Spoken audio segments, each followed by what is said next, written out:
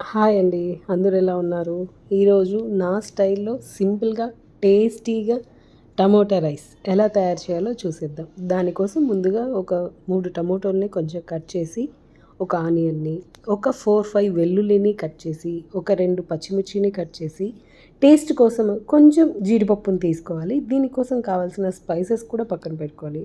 కారం, ధనియాల పొడి, గరం మసాలా, కొంచెం జీలకర్ర పొడి, పసుపు, ఉప్పు. రైస్ని ముందుగా బాయిల్ చేసి పెట్టుకోవాలండి. ప్యాన్లో ఆయిల్ వేసుకొని ఆయిల్ బాగా హీట్ అయ్యాక ఆవాలు, జీలకర్ర కొంచెం వేసి సిమ్లోనే అవి బాగా చిటపట అన్న తర్వాత గార్లిక్ యాడ్ చేయండి. తెల్లగడ్డ యాడ్ చేయటం వల్ల ఆ స్మెల్ చాలా బాగుంటుంది. బాగా రోస్ట్ అయ్యి తినేటప్పుడు ఆ క్రంచీగా తగలడం వల్ల చాలా బాగుంటుంది.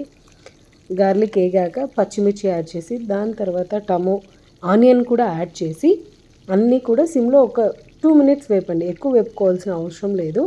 అలా వేపుకున్న తర్వాత జీడిపప్పుని కూడా యాడ్ చేసి బాగా వేపుకొని తరువాత టమోటా యాడ్ చేయండి.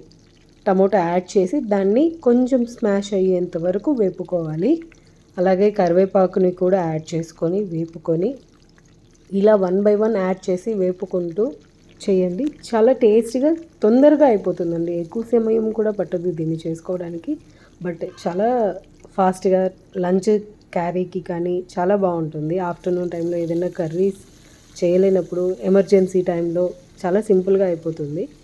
టమోటోస్ని కూడా బాగా స్మాష్ చేసుకొని బాగా వేపుకున్న తర్వాత మనం తీసి పెట్టుకున్న స్పైసెస్ని కూడా వేసుకొని స్పైసెస్ వేసిన తర్వాత సిమ్లోనే పెట్టి వేపండి. లేదంటే స్పైసెస్ మాడిపోయి కొంచెం చేదు అవుతుంది.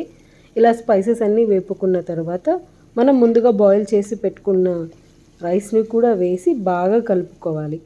స్మూత్గా కలుపుకోవాలి. ఇలా కలుపుకోవడం వల్ల రైస్ చెదిరిపోకుండా మెత్తబడకుండా ఉంటుంది. కొంచెం అంత గరం మసాలాని కూడా యాడ్ చేసుకొని ఇష్టం ఉన్న వాళ్ళు కొంచెం టేస్టింగ్ సాల్ట్ కూడా యాడ్ చేసుకుంటారు.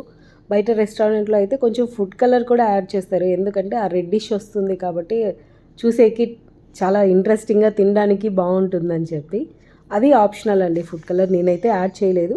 వితౌట్ ఫుడ్ కలర్ టేస్టింగ్ సాల్టే చేస్తున్నాను. రెండు యాడ్ చేస్తే ఇంకొంచెం ఫ్లేవర్ఫుల్గా చాలా టేస్టీగా యాజ్ యూజువల్ రెస్టారెంట్లో చేసినట్లే ఉంటుంది. ఇలా రైస్ వేసి అంతా బాగా కలుపుకున్న తర్వాత లాస్ట్లో కొంచెం అంత ఒక స్పూన్ అంత నెయ్యి కూడా యాడ్ చేసి దాన్ని బాగా కలుపుకొని ఒక 5 మినిట్స్ మూత పెట్టి అలానే సిమ్లో వదిలేయాలండి. ఇలా వదలటం వల్ల ఆ ఫ్లేవర్స్ స్పైసెస్ అన్నీ కూడా రైస్కి బాగా పడతాయి. వెంటనే ఆఫ్ చేసేస్తే ఆ రైస్కి అంతా అవన్నీ ఫ్లేవర్స్ బాగా పడవు. కాబట్టి అలా నెయ్యి కూడా యాడ్ చేసుకొని కొంచెం అంతసేపు సిమ్లో వదిలేసేసి తర్వాత వేడివేడిగా కొంచెం అంత కొత్తిమీర చల్లుకొని టేస్ట్ చేస్తే చాలా బాగుంటుంది. తొందరగా అయిపోతుంది. వితిన్ 5 మినిట్స్లో అయిపోతుంది.